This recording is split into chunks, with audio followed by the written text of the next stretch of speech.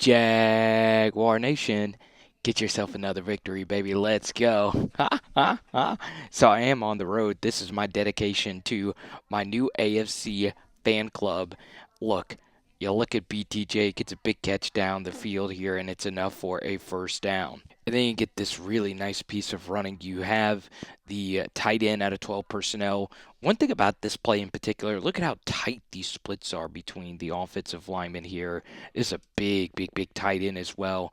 And you have this tight end come around, kick out the edge, and then you're pulling around 76. The good thing about having these splits so tight is that it makes these pulls a shorter distance for the offensive linemen. And this is a good job by 76 coming around here and just kicking all of this out. Okay, push that tight end. Boom, and all Etienne has to do is beat a linebacker and just able to get the job done. So one more angle on these splits. Maybe they aren't too tight. I mean, obviously this is tight, so this isn't too out of the ordinary now that I've looked at it again. It's still really good stuff. 65 comes around, 71. Man, this is just really well done. Like, you literally can't really do it that much better, and you get the guy to the ground for an extra pancake with syrup. Really good quarterbacking by Trevor after the game was tied up. Run a vertical here. Both the corner and the safety are occupied by the vertical. There's a blitzer. Trevor sees it. And even with that blitzer, this is where you should throw the football. And it's easy pitch and catch, analytically sound. Let's throw on first down football. And Brenton Strange makes everybody miss. He is so freaking good after the catch. Man, what a run. So this isn't anything extraordinary, but it's still very good quarterbacking right here from Trevor Lawrence. Okay, so you have Etienne go out into the flat. You have the tight end wide receiver type. I can't really see from here running the vertical.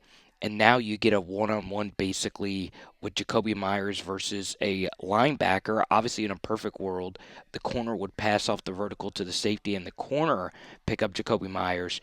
But the point of this is to show you that Trevor throws this football perfectly, right? This is really good timing, and he's able to get this football up and down and get this football to Jacoby Myers for an easy touchdown. Boom! You'll see here from this angle, once again, it's not anything spectacular. Once you see this corner run with the receiver, you know this space is deoccupied, and there you go. Really good stuff right there by Trevor. Okay, so let's get to this 3rd and 8, and the Indianapolis Colts do bring a blitz, and they're trying to run a quick screen. Obviously, it's wet. You can see a lot of people have already taken their gloves off here, and Trevor just airmails this. This throw is so difficult with the wet ball because you're trying to just get it out as quick as you possibly can, and that obviously could have gotten really spicy. So we get to here, and you could obviously build an RPO out of this touchdown run with Etienne. Okay, so you could pull this and throw this football to Jacoby Myers, and he has a lot of room to work with. But Trevor does decide to hand this football off, and this is some really good running right here by Etienne. And once again, it's 77. You saw on the touchdown run a minute ago, he was able to get the critical down block to seal 90 to the inside. It's a good job right here. 73, the captain is coming around, and he's going to pick up this safety, and it's just hat for a hat. All I got to do is make one guy miss, and it's a touchdown. It's really good stuff right here from the Jacksonville Jaguars.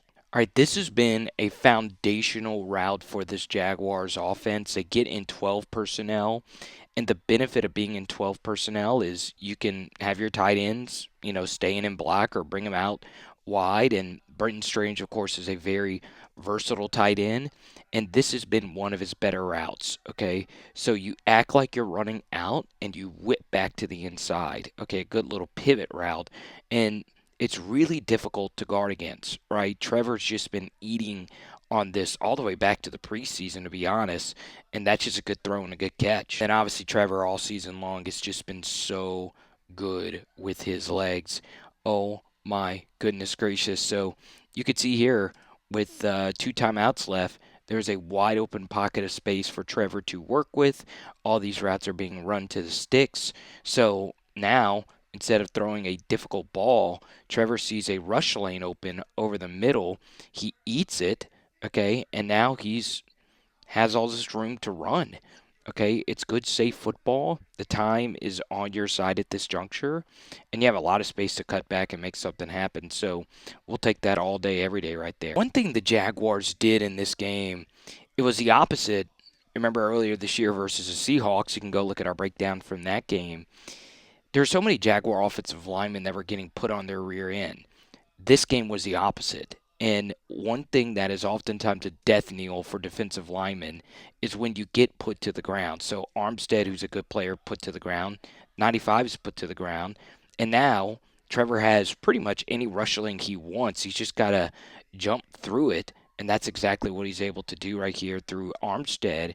And now he's got Tim Patrick wide open right here on the back end for an easy pitch and catch touchdown after some really good QB pocket mechanics there from Trevor. So this is by far Brian Thomas Jr.'s best route, which is a slot go or a slot fade. This was his best route at LSU, and this is an easy read for Trevor Lawrence. If you see single high, and it's pretty clear it's going to be single high with this crowded line of scrimmage, the good thing about single high slot fades is that they're quick hitters. So not only if they are bringing a blitz, which they are, let's just say one of these blitzers is able to get through, this is a quick hitting vertical play. So you're getting the best of both worlds, something thrown quick and something thrown really deep. Okay, the protection here is pristine, and obviously this is where BTJ just cooks, and this is definitely one of Trevor's best throws in his career. I mean, look at that.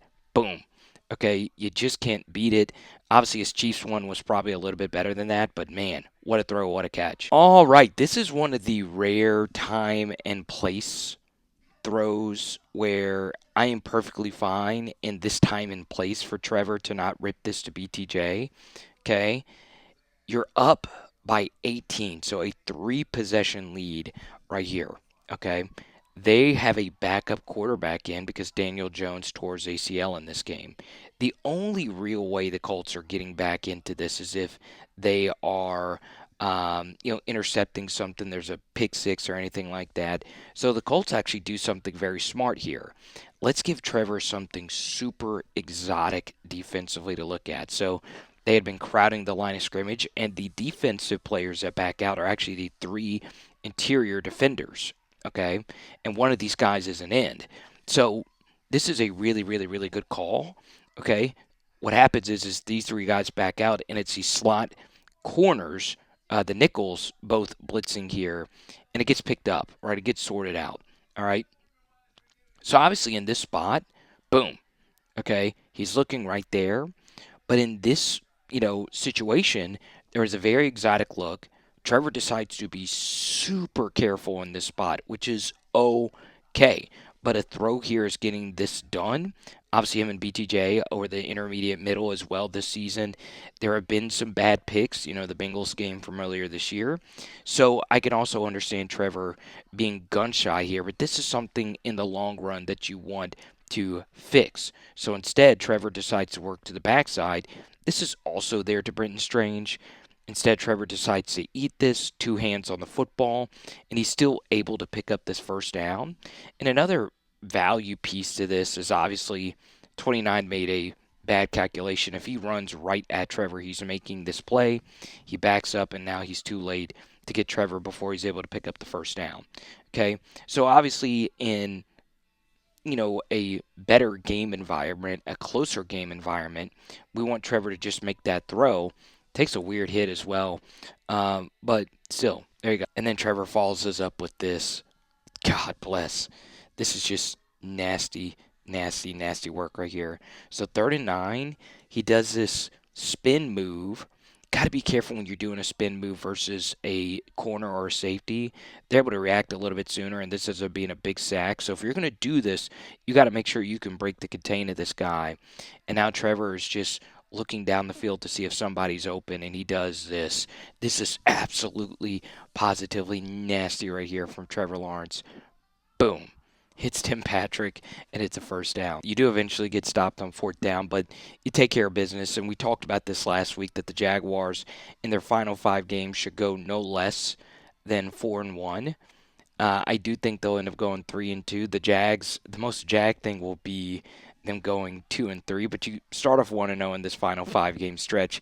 You catch the Colts in a better spot. Now that Daniel Jones is hurt and they're not as hot as they were early in the season, but still you're able to get the job done. And right here, a really good play call. Okay, you would like to see Tim Patrick with this much space find a way to get this first down, but whatever the case may be, T Law is playing really, really, really good football right now, especially with this game environment. And there you go. So, yeah, I am on the road. I had to go to my aunt's funeral, but Jaguar Nation, you got to have the content, baby. It is Power Hour, LSU, NFL. Boom. Tonight we are doing chicken. Let's go.